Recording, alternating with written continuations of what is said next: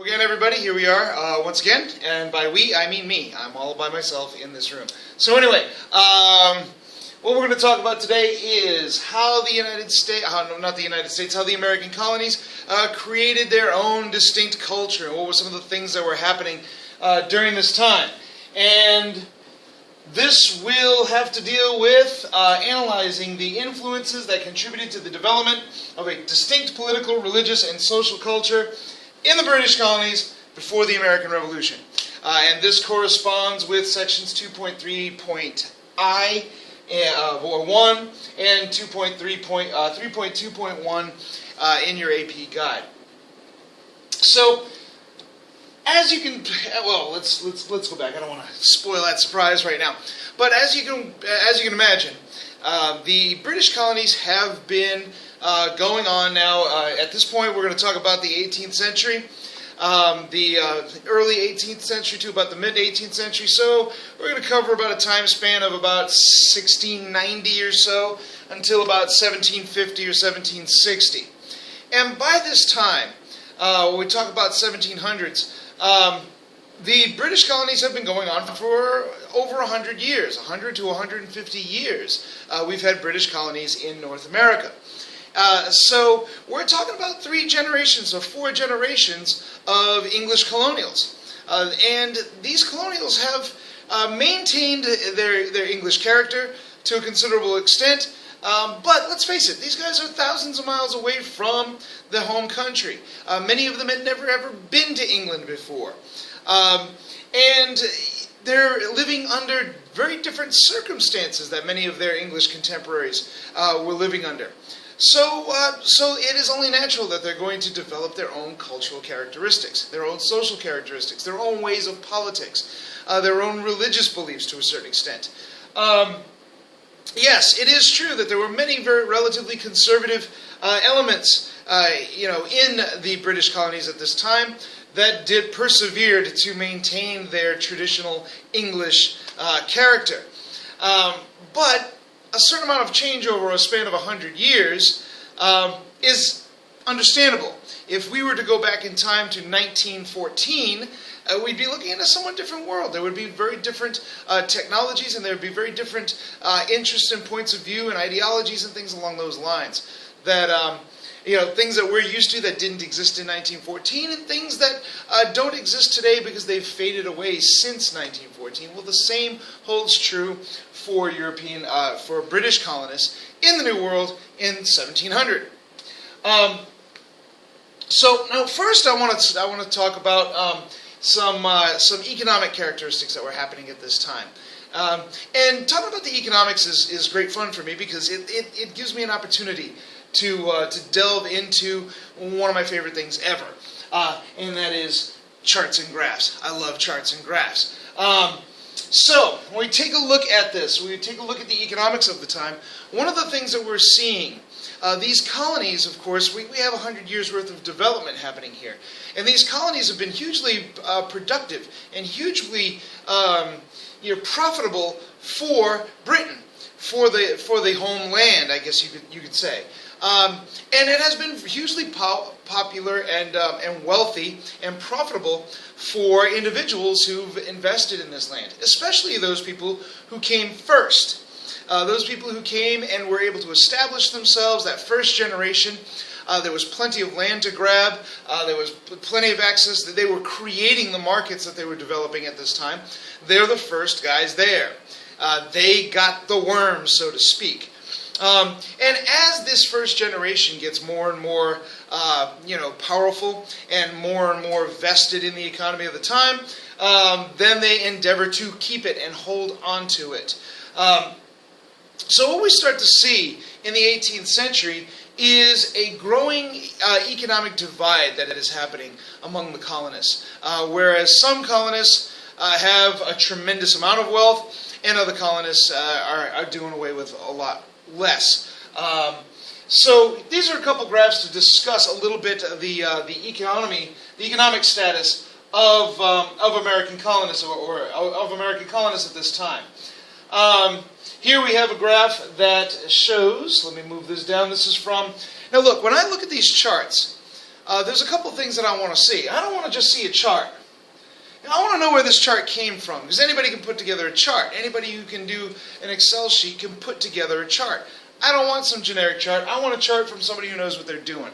So what I've tried to include here is, where did I get this data? Where did I get this information? In this case, this is a chart showing the percentage of total wealth held in 1680 to 1820s. And this information is coming from Lemon and Nash, The Distribution of Wealth in 18th Century America, the Journal of Social History. So if you have any questions about this chart, you can literally just go right to that source and decide for yourself if this is a legitimate source of information.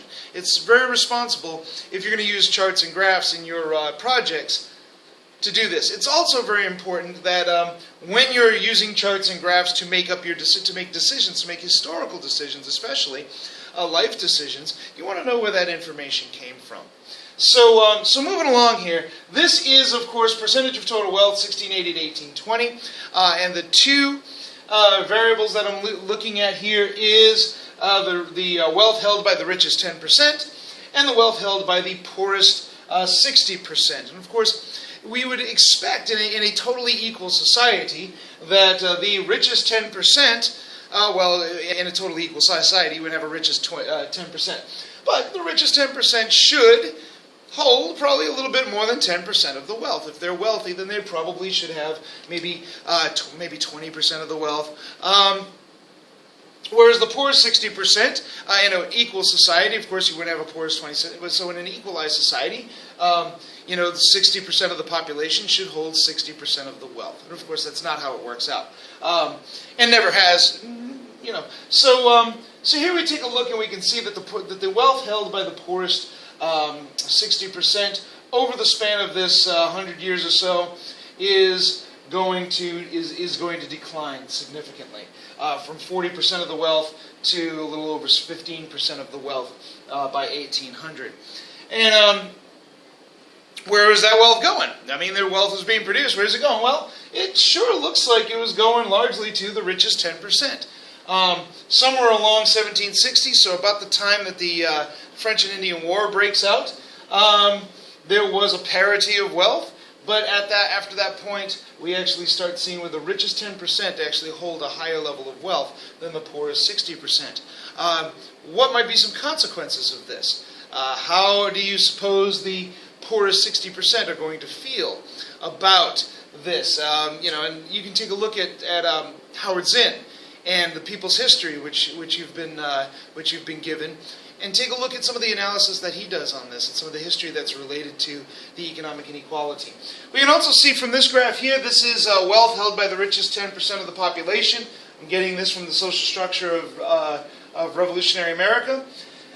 That takes a look at the distribution of wealth and which areas were more unequal and which demographics were more unequal. So people living in the frontier, the wealthiest people living on the frontier were holders of a little over 20% of the wealth. What we see here is we see the development. Cities tended to be places where there was a higher, discrepancy in wealth distribution, whereas your frontier is a little bit more equal, a little bit more balanced. Rural small farms versus rural commercial farms. We see that the distribution of wealth has changed a lot. But we can tell right off the bat that the South here appears to be a little bit less equal than the North. And this, of course, is your growing planter aristocracy, your growing plantation system. Where you have slaves, you also have white laborers who can't get jobs, who have to fend for themselves, because the agricultural jobs and the major jobs, the most numerous jobs of that area, are held by the slaves. So how do you compete with slaves for jobs? You can't really. So anyway, moving along. By the way, this is probably going to be a long one. I may, depending on how things work out, divide it into 2 lectures, but just hold on to your hats. Now, one of the influences that was going on over the American colonies was something called the Enlightenment. And the Enlightenment is a movement that emphasized reason and science and rationality over superstition and religion and things along those lines. So this is the Enlightenment period. The idea behind this was that the universe was knowable, and that human beings were rational, and that human beings actually we start to see the development of a humanist idea of rights. That human beings are in possession of certain rights that should be protected. Of course, the Enlightenment starts actually with the contribution of scientists, and scientists, specifically scientists like Copernicus, who actually kind of discovered and figured the math out and said, wait a minute, you know what, the universe makes a heck of a lot more sense if we put the sun in the middle of it and have the earth going around the sun, rather than the sun going around the earth. There's no way to really get a good model of the universe with the earth in the center. But if you put the sun in the center, well, then everything kind of falls into place. We have these nice, neat orbits that spread out, and it makes a heck of a lot more sense. So maybe the earth isn't the central place in the universe. And then, of course, this is just speculation on my part. I don't really think any of this is true, but the math sure works better. Well, of course, this is going to create a scientific revolution. Ultimately, fellows like Galileo will actually prove that Copernicus is correct, and promote this idea of the heliocentric universe. Fellows like Newton were saying, hey, wait a minute, look, human beings using our own minds, and using our own logic, and using mathematics are able to comprehend the universe in very great ways, and that there are laws that guide this universe. Well, this is very, very powerful stuff, and it spreads throughout European culture and European society, and it influences a lot of thinkers, not just scientific thinkers. You have now philosophers and political thinkers who are saying, well, wait a minute, if the universe is guided by natural laws, then maybe there are some natural laws to human beings as well, to human societies. And maybe if we understood those natural laws, maybe we could put together a society that's pretty functional and workable and just. Worth the shot.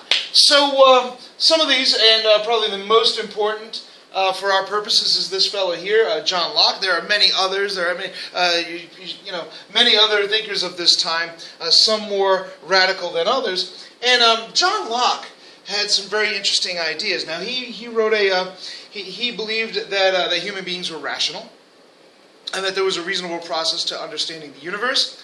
He also believed that human beings were imbued with certain rights, that these rights are inherent in the human being, and that these rights are life, liberty, and property, that we have a right to life, liberty, and property.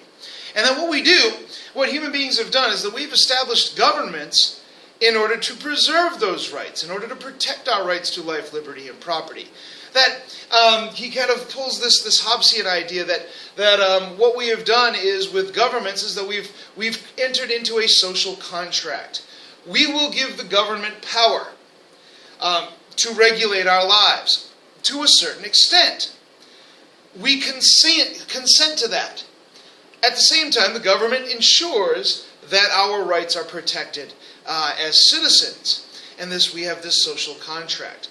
And that ultimately, if the government is not doing its job, if individual rights and liberties are being taken away or being denied, then what we can do is we can say, hey, wait a minute, you are not following the social contract. And therefore, we are going to institute a new government.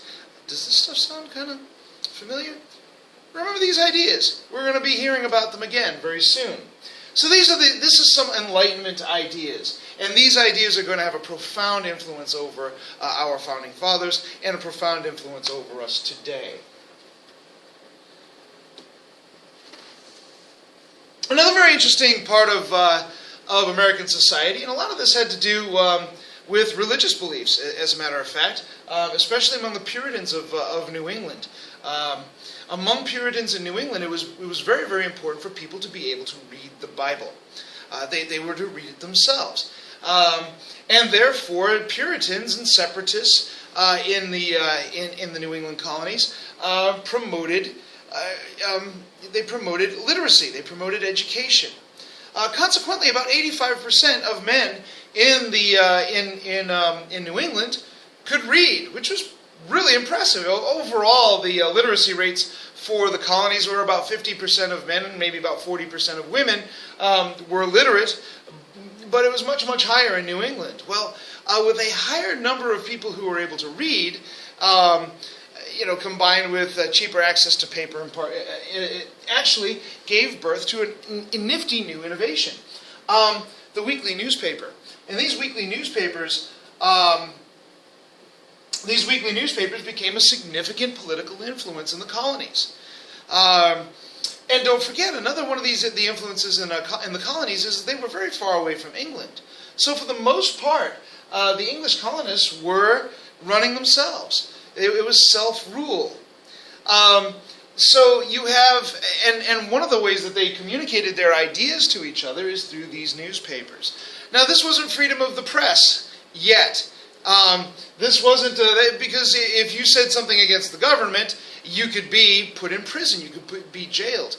But in the Americas, this idea that you can be put in jail for writing something that was contrary to the government is going to be tested.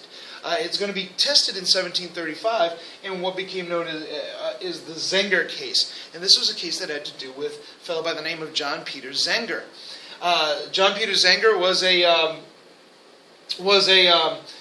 newspaper printer, and in essence, they were almost like bloggers to a certain extent, except they had to use a big printing press to get their thoughts across. But Zenger wrote in his particular weekly paper that stuff that was very critical of the government, and he was put in jail. And when he was brought to trial, his attorney, in essence, said, "Well, wait a minute. If we put him in jail, then what we're doing is we're taking away the freedom of anybody who may want to speak, anybody who might have something to say. We could put you in jail. And is that something that you want to do?" And the colonial jury of the time decided, no, we don't. And John Peter Zenger was acquitted of his libelous, stories. So they let him free. This is a central case in American government and in American governance, and it will be one of the founding principles of our modern concept of freedom of the press. So, what were some of these political influences in the British colonies? Well, we had the Enlightenment. We had the existence of newspapers, and we had a tradition of self-rule, of self-government. Not a democratic tradition. You got to understand, for the most part, we're not talking about a democratic tradition. We are talking about propertied landowners who were creating governments and creating governing institutions external from the crown, external from the king, and making decisions for the colonies. And because of the infrastructure and technology of the time, that was the most practical way to do it. So we also start to think, well, wait a minute, if we're running ourselves, what do we need a king for? We start to see some really radical folks are starting to say, oh, wait a minute, maybe we don't need a king. Maybe we should just govern ourselves. Maybe we can run things without a monarchy. And if at that time, if you believed in a government that wasn't centered around a king or a monarch, that was republicanism. Right? It was the idea that non-royal people can run things. And that's known as republicanism. And there were various levels of radicalism with regard to republicanism. So maybe on the far end of the radical extreme, you have your Democrats who suggest that maybe things should, small d Democrats, who believe that we should just all get together and vote. And whatever the majority says goes. On the other hand, you probably had the majority of your Republicans who are saying, yeah, probably not, no. What we should do is probably have a few select men who are competent to rule, and those guys should be the ones making the decision. Either way, it doesn't have to be a king. We also have the influence of Whigs. during this time. And Whigs were a political party in England that had decided that the king and the monarchy had gained way too much power. And that we needed to work to curtail some of that power. All of this really should start sounding familiar to anybody who has been paying attention to any claims about the Founding Fathers that has been made in the press or in popular media. Now, among these, probably one of the most important of our Enlightenment thinkers, the Americans did make a contribution to philosophical enlightenment. Probably foremost among those was our buddy Benjamin Franklin here. I'm not going to spend an awful lot of time talking about individuals in a lecture that is designed for an AP course. But Benjamin Franklin's probably a pretty important fellow. He was he embodied the Enlightenment in the Americas. He was a scientist. He was an inventor. He was a printer and a writer and a statesman. He was a religious skeptic. He was skeptical about organized religion. He was a bit of a troublemaker and a carouser and that kind of thing as well. One of his most important contributions. Here's a guy who did experiments on lightning. With this great Enlightenment painting of him with the kite, taking control of the lightning, so to speak. This is a very Enlightenment idea. But probably his most important contribution was a writing called Poor Richard's Almanac, in which under the pseudonym of Poor Richard, a bumbling kind of uneducated guy who had a lot of common sense and a lot of wisdom, writing his stuff in the Poor Richard's Almanac, and a lot of American witticisms come from this particular book. Now, we also we have to talk about religion. Religion is a very powerful influence in the American colonies, and oftentimes it's kind of simplified in modern discussions about the religion of our founding fathers, the religious beliefs of our founding fathers. The story is pretty complex. But a good starting point is 1693 and the famous Salem witch trials. Of course, the Salem witch trials are almost a part of American folklore at this point. We have a gist of the story. Some young girls were caught dancing in the woods, and if they're dancing in the woods, there must be something wrong with them. They are either of poor character. Something has to be done with them. So the girls basically say, when they're confronted on this issue, they say, "Hey, look, we didn't mean to do it. We were enchanted by a witch." And then who was the witch? Well, then we start pointing our fingers at people. And then other people could join in. We start saying, this person might be a witch. That person might be a witch. And then before you know it, you got about 20 people who've been killed, hanged mostly. One guy crushed by rocks. It was a bad situation overall. Of course, this is a rather stylized painting of the Salem witch trials. And one of the things, here we have. Oops. No, I don't want to do that. I want to go here. Oh, no. Here we go. Uh-oh. There it is. This is what I was looking for. If we take a look at this image here, of course, the central image is this one. And this, you can see, is an image of actually a beautiful young woman whose body is being searched and probed for signs of her witchcraft, her witchery. And they will almost certainly find one, because all it takes is a little mole or a birthmark or a little sore somewhere, and bam, you are condemned as a witch. Now, this painting is somewhat stylized. In fact, most of the women who were pointed out as being witches were not beautiful young maidens. They were usually older women, oftentimes widowed, living alone, living without men, and that's kind of what made them dangerous. And of course, we're looking for the mark of Cain. We're looking for the teats from which Satan feeds, as the witches, are want to do, I guess. But your textbook actually is an interesting take on this Salem witch trial, and it points out that most of the victims of this witch trial came from the commercial eastern end of town. The majority of their accusers from the economically stagnant western side of town. Well, wait a minute. We have a class analysis of the Salem witch trial. which, well, if we go back to our charts, this might be why you're so prosperous. So you've made a deal with the devil. Good business plan. Anyway,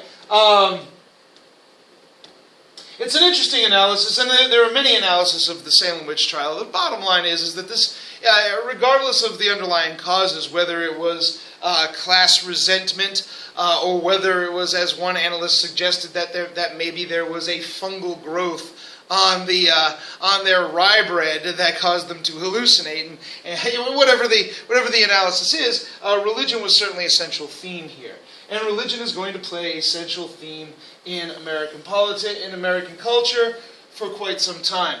So if we take a look here, we have, especially in the Northeast, where your more fundamentalist religions are taking place, a Puritan form of Calvinism. What we're seeing is, over the span of 100 years or so, people are kind of questioning this Puritan Calvinism and kind of moving away from the congregation, so to speak. What has happened, a couple of things are going on. First of all, of course, the church, being a central institution in these colonies, has become a powerful institution in the colonies, and eventually they're able to mandate that everybody in the colony participate in the church, be a part of the church. But that became kind of a problem because these Puritan churches believed in a personal conversion, in seeing the light, so to speak, and becoming and joining the church. Well, what happens to the children of those people? What if they've never been? What if they've never seen the light? How can you then say that everybody in your city has to be part of the church if they haven't had that personal conversion? And there were also some competing ideas at this time. Arminianism. Arminianism was the idea that you could achieve good standing with God on your own, and that you could perform good works, which is a relatively Catholic idea. And that you could pursue reasonable endeavors and still be saved. And of course, that looked an awful lot more attractive to a lot of people than the rigid structures of Puritan Calvinism.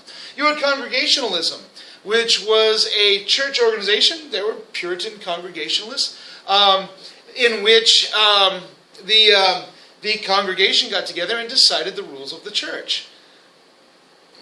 Wait a minute, how are you making those decisions? What kind of authority are you following? Well, we're not following any authority. We're just coming together and we're deciding on how our church is going to be run. You had Unitarianism that decided that, that God is a rational entity, and that human beings can use their reason and rationale to understand God. And that there are certain things that really just don't make sense. Of course, it gets its name from the idea that God is a singular entity, as opposed to Trinitarianism, the religious belief that God is a three-part entity with the Father, the Son, and the Holy Spirit. The Unitarians were likely to believe that Jesus himself was not God, that Jesus was maybe a great man, maybe a prophet, maybe even the Son of God, but not God himself. And the more liberal tendencies of these particular belief systems became very attractive to people in the colonies at the time, especially people who lived around in the cities, who were a little bit more cosmopolitan. They had more exposure to different ideas, and they got to meet good people who believed differently, and therefore start to question, well, wait a minute, maybe there's something about belief that might be a little bit more personal. But either way, one of the things that the Puritan Calvinists decided to do is they're starting to see people move away from their churches. Less people in the churches means less power, less influence, and we can't have that. So one of the proposals that they put in place was something called the halfway covenant. The halfway covenant was basically a compromise. You could be born into the church. You don't actually need that personal conversion thing.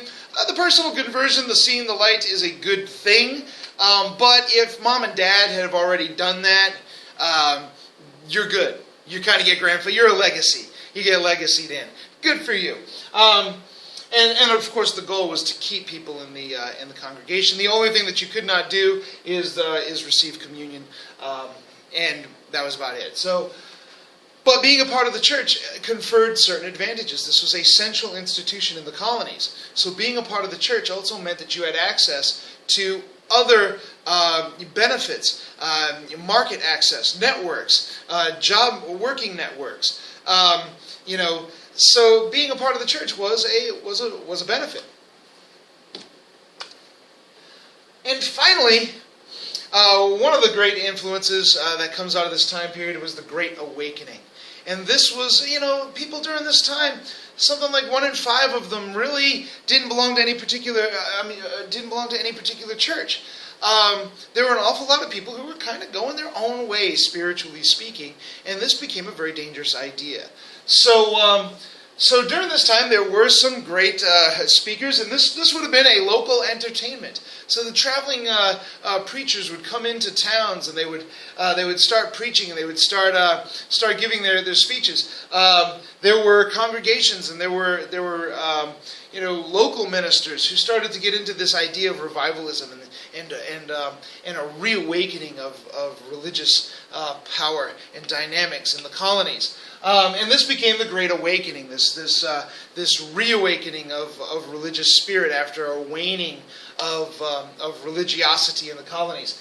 Some of these were they would see these great speakers, and they'd see these great religious orators, guys like our buddy Jonathan Edwards here, and they would be so enthralled by these speakers that they would say, "Wow, I want to be a part of that." They would have their religious conversion right there on the spot.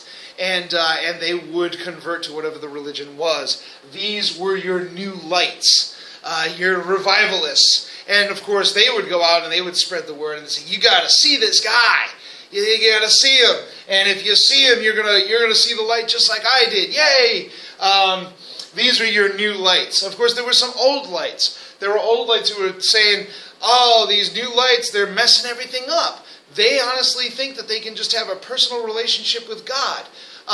No, if you want to actually be, follow the right ways of doing things, you got to go back to the old traditional ways of doing things, old Puritan discipline, and old Puritan rules, and following these traditional ways of doing things. And well, one of the things is that this debate between these two particular groups is in fact going to draw more people into both camps.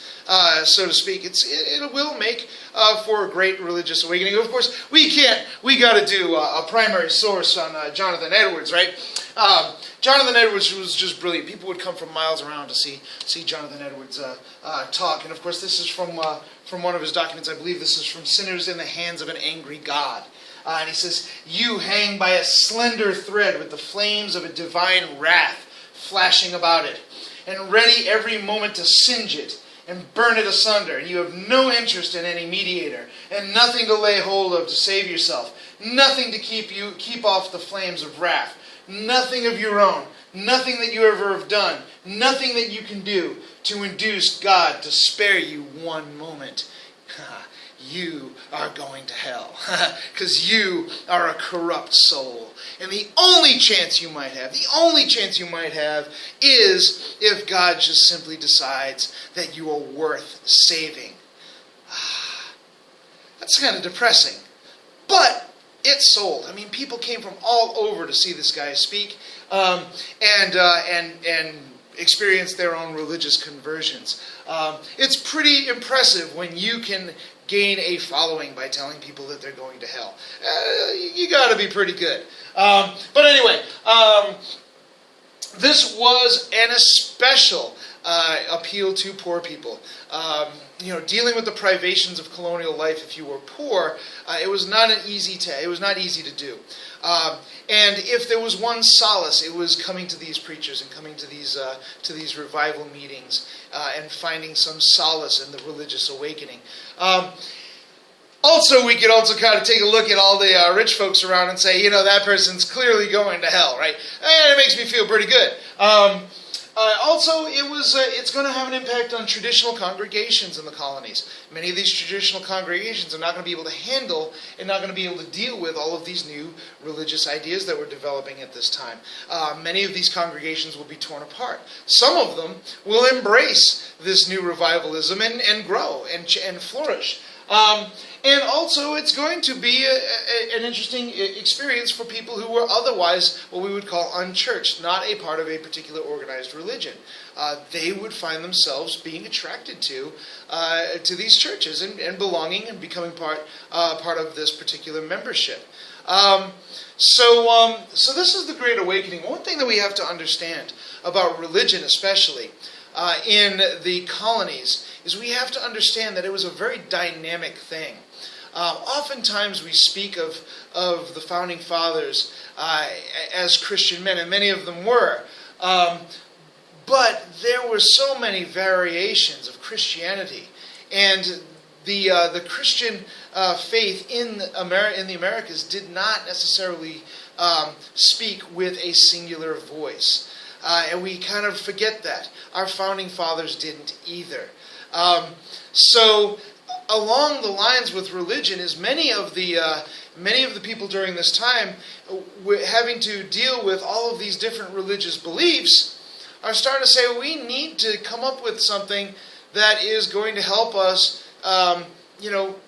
deal with all of this. All of these people that believe differently. Well, what do we do? And the only thing that was really available was leave people alone. Let them do their own thing. In other words, tolerate.